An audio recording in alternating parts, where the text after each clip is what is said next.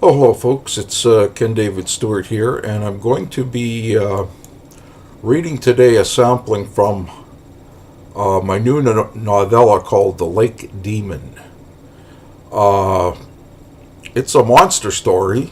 It's about the Ogopogo from Lake Okanagan, but I'm trying very hard to stay away from a stock type of monster story writing. There's so many of them out there that the script is so what I would call stock, in other words standard, that all they do really is they flip the monster. It's whether it's going to be a giant radioactive ants or a Bigfoot or a Loch Ness monster or whatever, or Godzilla, whatever it is. All they do is they change the monster, and the story, the characters, the plot is all the same.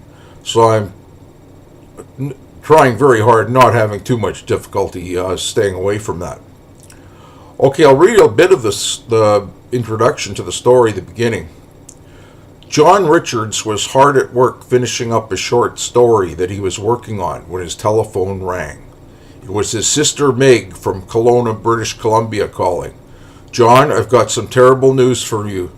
Dad's cancer has spread to his liver, and his oncologist has only given him a month or two to live," said Meg. "That is terrible news," John responded. "Is there anything I can do to help?" said John. "Yeah, there is. I could use your company and support right now. My boyfriend Hank moved out 2 weeks ago, so I got a lot on my plate right now." "Oh, I bet. Well, the timing is very good, though. My 2 kids, Ryan and Stephanie, just arrived 2 days ago. Susan's leaving them with me for the summer. I haven't seen my kids for months now, and I'm sure they'd love to go on a road trip. I just wish that it was under better circumstances.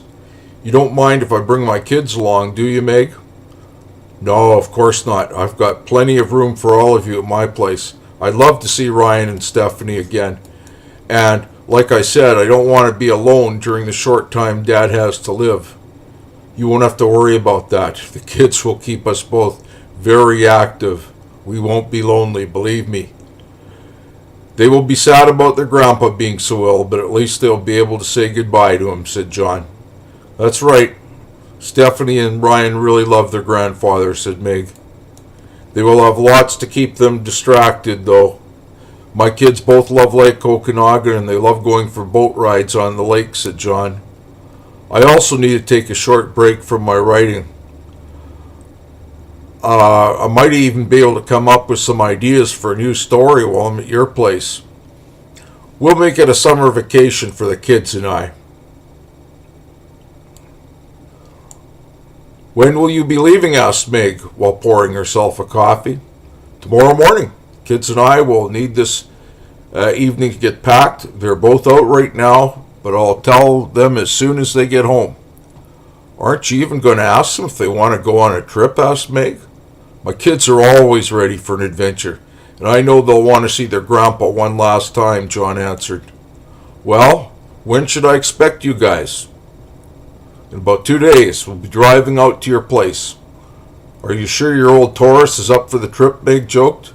"Ah, don't worry, I have a premier membership with CAA," said John. After his conversation with his sister, John Richards had a lot to think about. First, he had to think about his soon-to-be deceased father. Robert Richards was the kind of man that made the idea of his passing seem very unreal to John. Yes, he knew that people die every day from cancer or with heart conditions, but his father he always thought was somewhat exceptional. He was what is known as a man's man. Robert Richards worked hard all his life as a heavy equipment operator. He was only 67 years old and always seemed to be in robust health. It was a very rare occasion for John's father to ever miss a day of work because of illness. Whenever Robert caught a cold or some type of virus, he usually went to work anyway and pushed through his discomfort. He liked to think of himself as being tough, and in actuality he was. Although he was always a hard worker and a good provider, Robert Richards also believed in enjoying life and having a good time. He loved his cigarettes, his beer, and his whiskey. John's dad also liked to indulge in a high carbohydrate and junk food diet that inevitably resulted in Robert developing a weight problem as he grew older. Robert rarely got regular exercise outside of what he got at his job. He used to belong to a 10-pin bowling team, but he had to give this pastime up when he developed a painful arthritic condition in his knees.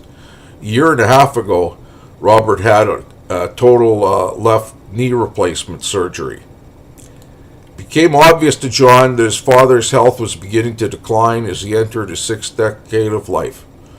Many of his life choices were now catching up with him, his lifestyle choices. Still, it was hard to believe that his father was dying of cancer and only had a short time to live.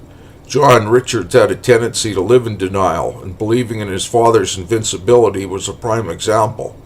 John was not looking forward to having to say goodbye to his father.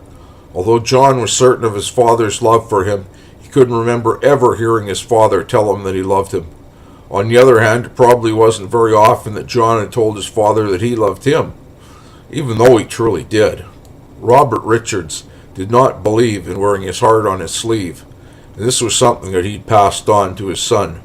John realized that both Ryan and Stephanie would arrive home in a couple of hours, and then he'd have to break the bad news about their grandfather to them. Okay, I'm going to leave that excerpt right there.